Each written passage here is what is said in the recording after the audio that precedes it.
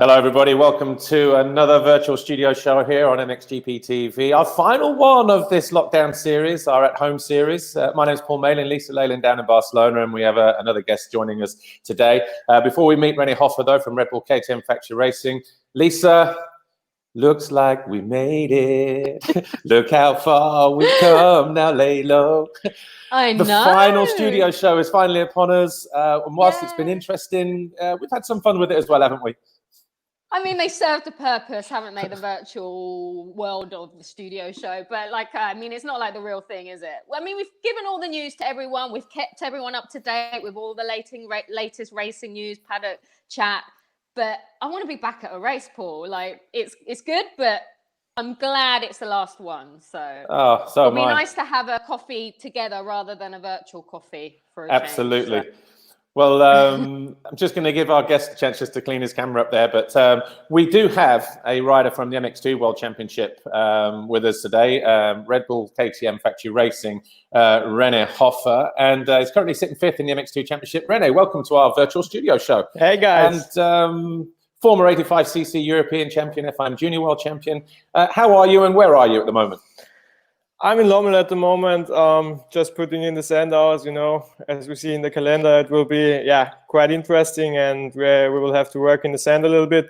So I'm at Lommel right now, and staying here for another week, and then probably doing the international race at Arnhem. And I'm just looking forward to the next weeks, and it's just 3 weeks to go. So pretty excited about the restart of the season.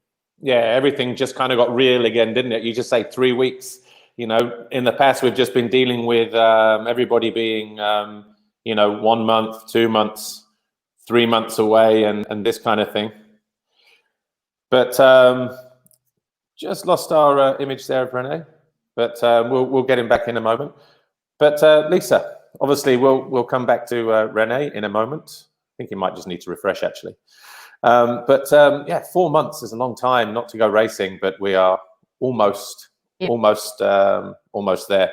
But it's weird because 4 months has kind of dragged, but then you think, where is the 4 months gone? And now we're talking about 3 weeks before the restart of the season. So it's a weird concept, the whole time thing during this period. But absolutely, like you said, I can't wait to get back on track and it be real again, real racing, real interviews, and I'm looking forward to it. I think everyone is now. Human interaction. Well, exactly. Look, Rene's back.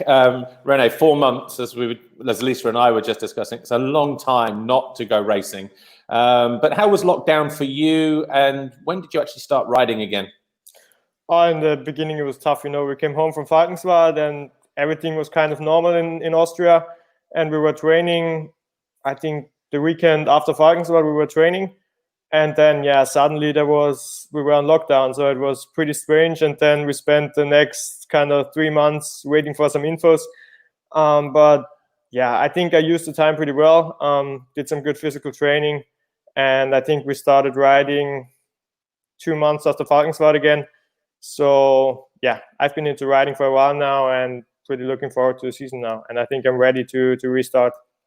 Yeah. Well, it's your first year in MX2, Rene. So tell us a little bit about you. When did you start racing? And did you ever think that one day you'd actually be racing for Red Bull KTM? Yeah, that was always the goal, kind of. I've always dreamed of the factory KTM team since I was a little kid. Of course, I'm Austrian, and that was always kind of my goal. So it was just pretty exciting. Unfortunately, it stopped pretty quick after 2 races, but anyway, I'm looking forward now to the rest of the season. Hopefully we will get some good racing this year, and then hopefully we'll be back to normal in 2022. And from a racing 21, 23 if you want. The way that we're going with this lockdown, it might be. But was racing in the Hofer family, did your dad race? Did you have, uncles, other family members race? How did the whole thing start, with you? Actually, just my dad raced, but he was just, an amateur. But he was always, pretty passionate about the sport. And he used a lot of his time to to get me into racing, and I'm really thankful for that. Otherwise, I would not sit here now. So yeah, my whole family, of course, had a tough time, I would say, growing up into the racing scene, because it's not easy. So I really have to be thankful for them, and yeah, that's it. Yeah. Well, it is your rookie season. Although it is your rookie season in MX2, you did race a couple of rounds last year. You were 7th in Imola. Just tell us, what was that like, racing inside the sort of top 5, top 6 places in that first race, which we can just see here? That was probably the best day of 2019. I already raced Mantova, but got injured there.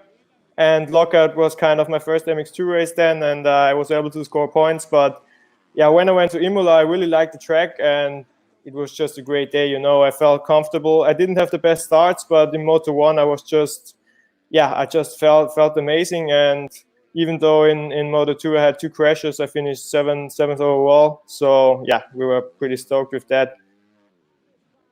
Well, you did actually mention Mantova. After a muddy Mantova and 12th overall in Lockett, did it give you the confidence you needed to prepare for this year, for your full first season?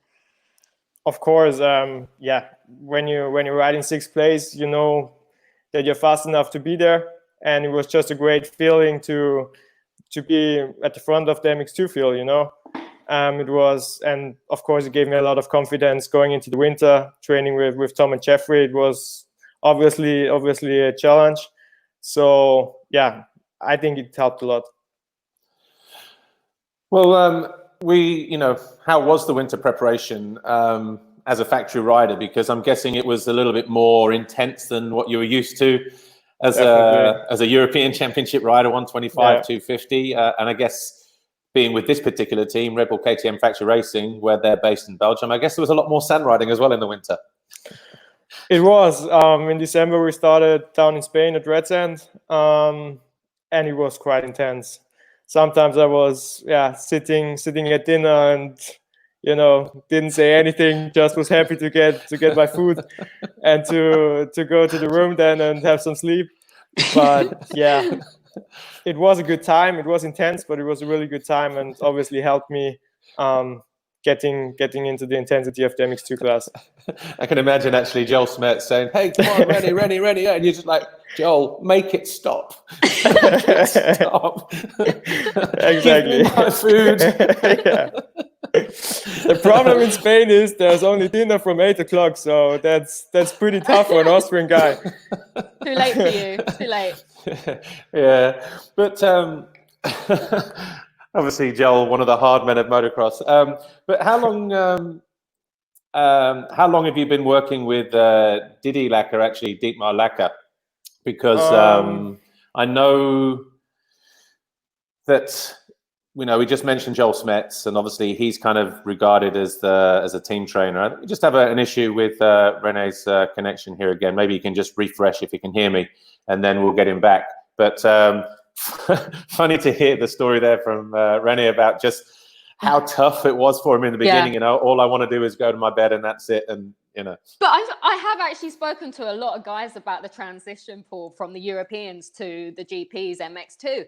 And it is a harsh reality, isn't it? You have to make that transition. And a lot of them are surprised about the step up and the level of work and commitment that is actually involved. But it is so funny hearing him say that 8 o'clock was too late. Brilliant. But look, we've obviously got him back. Just before you disappeared there briefly, how long have you been working with Dietmar Lacker then? Because obviously, Joel Smets is considered, one of the guys that you all kind of go training with and cycling with. And how did the journey begin with you and Didi, actually? It was 4 years ago. We, KTM put together a junior program, and Didi was the trainer. So we were 4 German-speaking guys.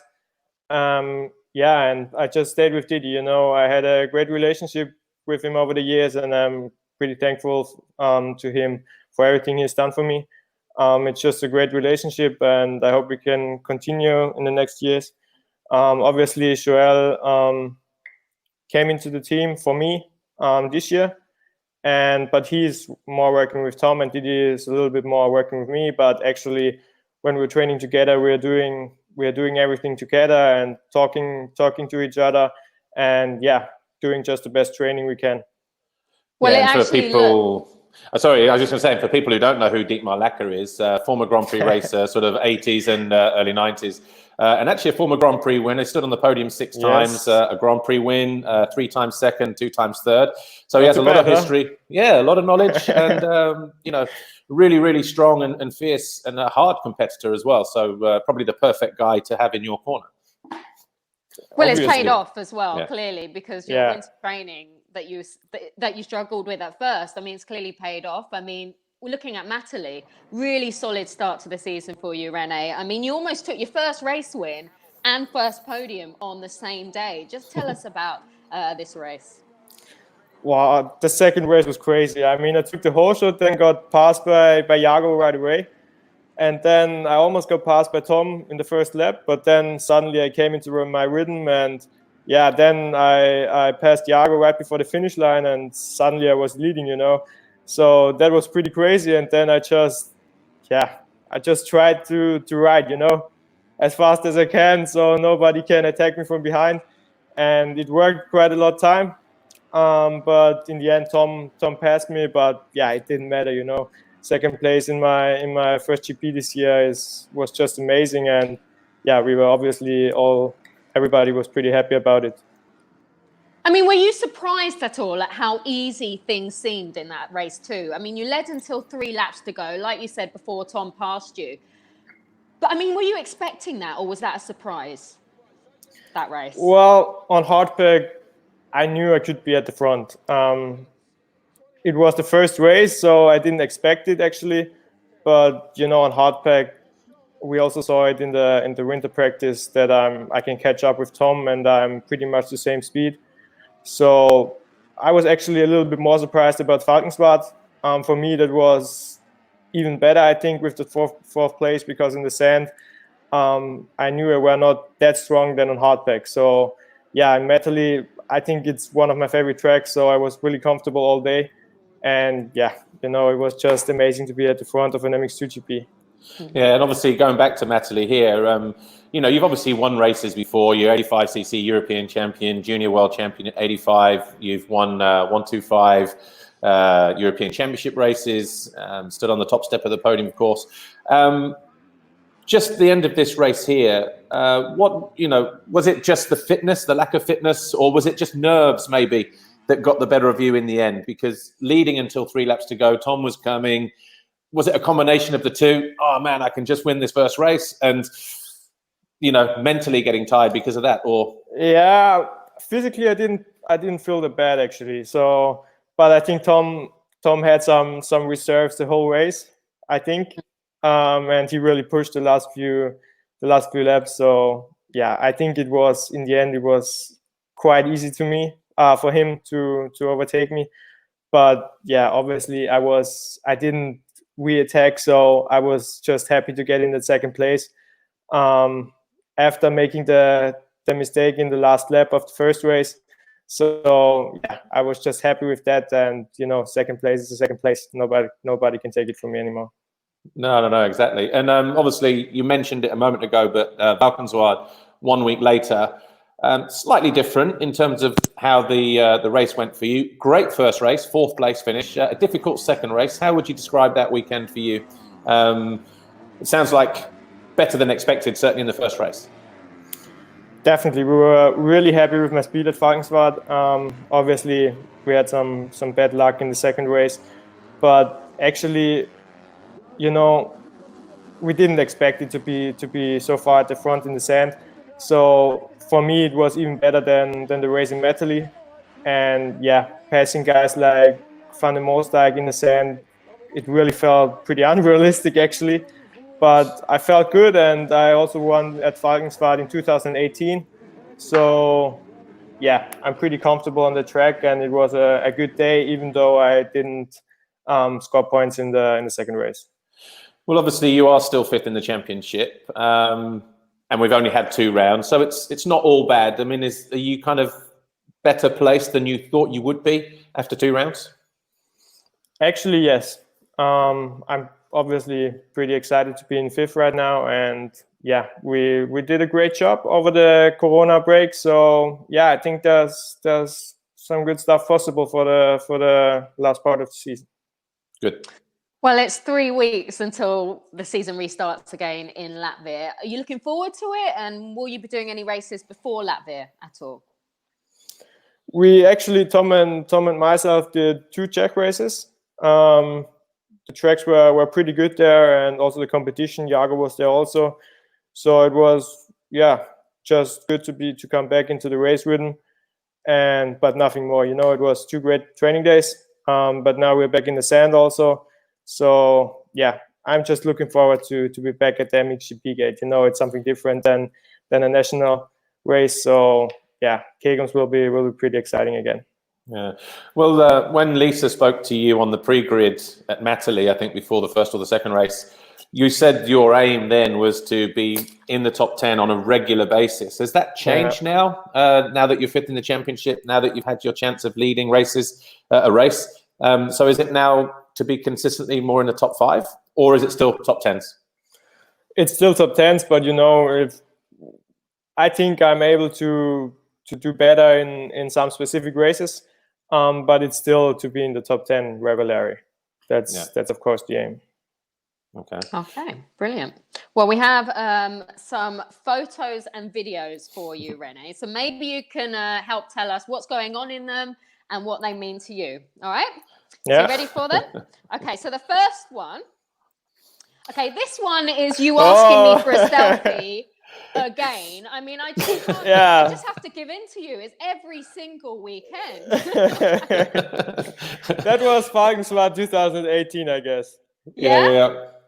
I think I was about to take. I won my first AMX 125 race there, so I was pretty excited. Yeah, but he went 1-1. But don't you think it was the other way around? No, I don't think so. I think that you've been pestering me for selfies for a while now, and I just I mean, that's just what it is. See, I actually heard different. After that picture was taken, Rene passed the TV compound and he said, "Hey, can you have a word with that presenter of yours? She's going crazy, man. Every time she's like, hey, Rene, can I have a selfie?" I actually remember this. And I remember I was so cold. Isn't that when it was freezing? Yeah. My lips were frozen. I couldn't even speak properly. I think that's why I don't look the happiest there, to be fair. I don't think I can see my fingers when I'm trying to work the phone. Yeah. It was freezing that weekend. Yeah, I can remember. It was snowing actually on Friday. Yeah. Dude. Oh my goodness. I think everybody who talks about that race has never been so cold. Even our Italians up there in the control room. Oh, okay, brilliant. Okay, so next one. Just tell us who is in this picture, where is it, and who won this race? That's at Joel Smith's BMX track actually, and on the left side you can see Tom. In the middle, that's Mike Werder, who was in our KTM training group, and on the right side, that's me. I actually can't remember who won this. I don't think you actually. I can remember, but I can remember it was last at the start. No, but it was a pretty fun day. Actually, unlike today, we were all kind of amateurs on the BMX bike, so. Actually, he said he got last off the start there. And unlike today, when we've done these studio shows, this is the 16th studio show from home we've done now. And Rene we said we make a test at 9 o'clock with our equipment. He's like, yeah, dude, 10 seconds after 9 o'clock, boom. Rene appears with the whole shot. And he was just like the fastest guest we've ever had on the show, and yeah. but the track there is Joel Smetzer. That's his track. Yeah, that's his BMX track. He did some BMX actually when he was young, and he's still pretty good at it, I guess. Yeah. So yeah, he built his own BMX track there. Actually, talking about Joel Smetzer and BMX, go to mxgpmagazine.com. So on the website, you can read the magazine. And there is a feature in there about winning, having that winning edge. And Joel Smetzer talks about when he got passed on the final lap, on the final turn, pretty much. And it was to do with his BMX days when he was 11 or 12 years old. Funny Funny story. He still hates talking about it now, though. Let's just bring it up live on air then, shall we? Yeah. Okay, next picture. Now this is so cute, and the dog's pretty cute as well, Rene. Tell us, what's going on here? That's Didi's dog, actually. He's called Momo. Momo. Yeah, Momo. He's with us actually now. Oh yeah. Aww. We should have got Momo on the studio show to say hello. He's so cute. Lovely. He is. He just has one eye, but that looks even more cute then. So yes, all right. You only need one eye, Rene, and obviously that dog sounds like it needs to keep an eye on you. So yeah, and he's always hungry, just like me. Just like me. Yeah. So lovely. Okay, next one. When was this, and how old were you here? Look at that number. Oh. So obviously that's my dad in the back, and I think it was one of my first rides. I think it was 3 years old. Wow. Yeah. 3 years old. Whatever happened to that number 11 though, Rene? Yeah. Another guy took it away from me. Hey, Mikkel. No, don't worry. No, I'm happy with the 711 now. I think it's a cool number, so looks more international, I guess. But in Austria, I always had the 11, and my dad did as well. So yeah, the number means a lot to me, actually. And actually, wasn't it his birthday the other day? Wednesday? I don't know. Yeah, it was like a happy birthday, Papa. I saw on your Instagram you just put a happy birthday, Papa thing. No, my dad. Yes, it was my dad's birthday. Yeah, happy birthday, Dad. He's probably watching right now. Hey, happy birthday, Dad. Happy birthday. Okay, so we have now we've got a bit of a throwback for you, Rene. Just tell us. I guess here, get the picture up. I guess you and JP are thinking like, will we ever race MXGP one day? Look at you two here. What's happening? I think everybody can guess who this is. Yeah. Prado. But I can just imagine, like, the conversation there is just literally, so you think us two will ever make MXGP one day? I think we were riding 85s there, or even 65s for myself. But we were training with Harry Everts for 1 or 2 weeks down in Italy. And yeah, that was pretty fun, obviously. Rene, you look exactly the same. Your face is exactly the same. I think so, yeah. I mean, Jorge looks a bit more baby-faced in that picture. But Rene, like, your face is exactly the same. It's like you haven't aged at all. Brilliant. Baby face. Yeah. Baby face. Baby face, Rene. Okay, next picture. What have we got? It's actually a video. Okay, get this video up. Okay, this looks like a lot of fun, Rene. What are you actually doing here? Yeah, that's reaction training at the Red Bull facilities. Oh, wow. Yeah. So what is the training? What is involved in this training? What is it? Getting the reaction? Yeah, you just have to get the lights. You have to react to the lights. And there are even some, some different colors and stuff like that. So you can really, change ways there. Yeah, so it's pretty cool. That's it's a pretty cool. Yeah. Yeah. Actually, I have my own version of this. If Christian in the control room can play that video again, if you could put a soundtrack to it, it'd be from Saturday Night Fever. The John Travolta movie, Saturday Night Fever, and it would go probably something like this. I can just see him getting ready to cue this up. But just in my mind, when I see things, you know how my mind works, Lisa. Yes, I do. I know. Are you ready to go? And also, I think. Okay. What have we got? Ha ha ha ha, staying alive, staying alive. Ha ha ha ha, staying alive. That's the rhythm. That's the rhythm. Isn't that film way before Rene's time, Saturday Night Fever? Do you know that film, Rene? Saturday Night Fever. I don't know the film, but I know the melody. He knows the melody. Like, isn't it a 70s film, like 70s disco I don't era? know. It's got some good moves in it. It's when Paul was a about, well, you were like 30 then, weren't you? I was in my dancing prime when that film came out. Yeah, I was like 2 years old. Fantastic. Okay, right. So I think we've got some social media questions for you, Rene, from Facebook. The first one's from JDVDH, and she says, "Who was your favorite rider when you were growing up?" Oh, phew. Probably Ryan Dungey because of his smooth style. Yeah. Okay. I think so. Carly Jane Underwood, apart from motocross, what other hobbies do you have? I actually like skiing, and I skied a lot when I was younger. Obviously, as an Austrian, that's quite easy. We have the mountains right there.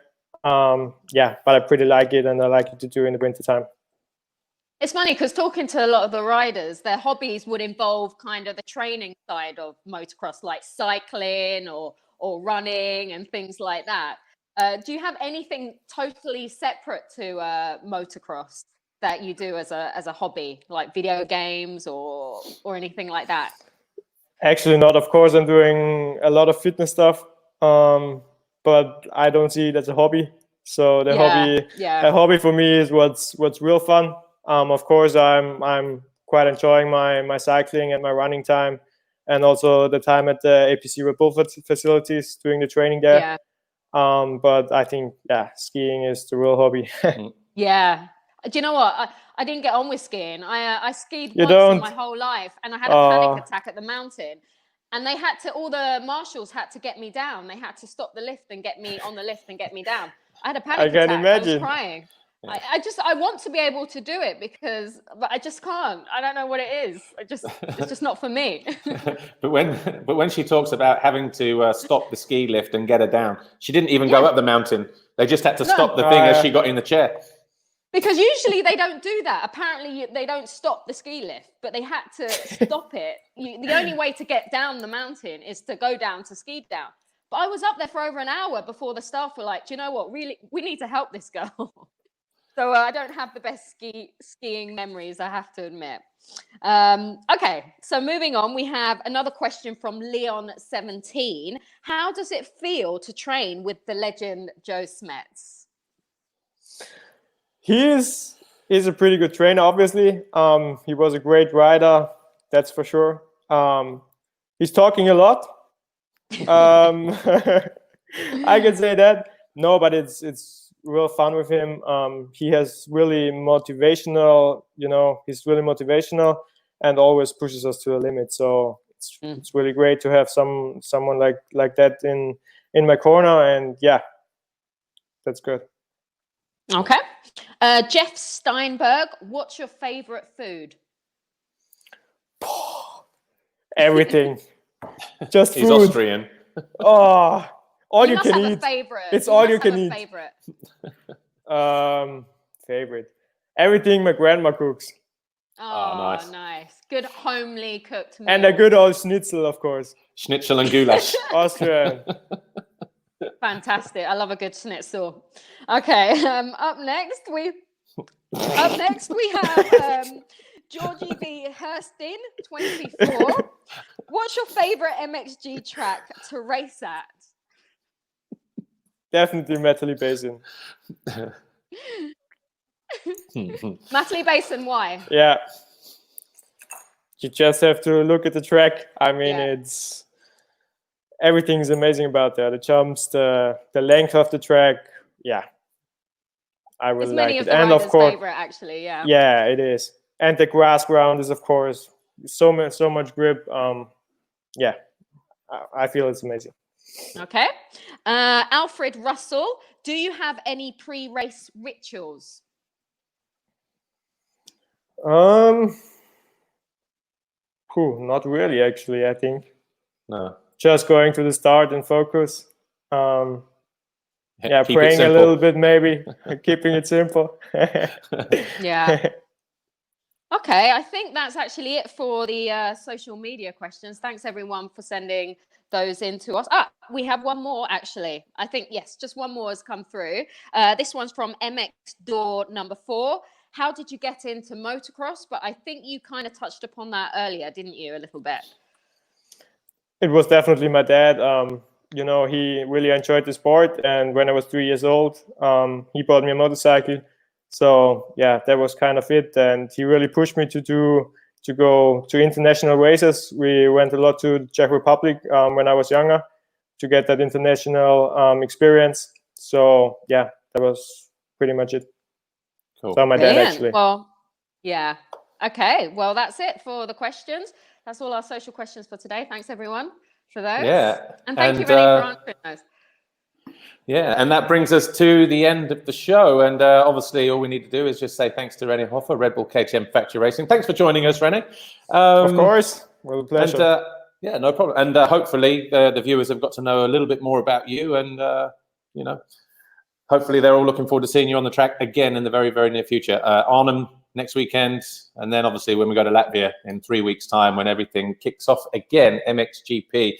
Well, obviously, as you know, this was the last of our MXGP at home series with myself and Lisa Leyland.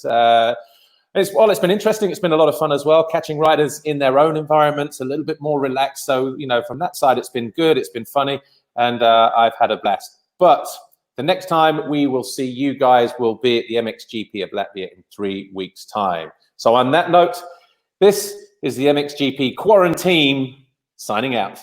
See you next time.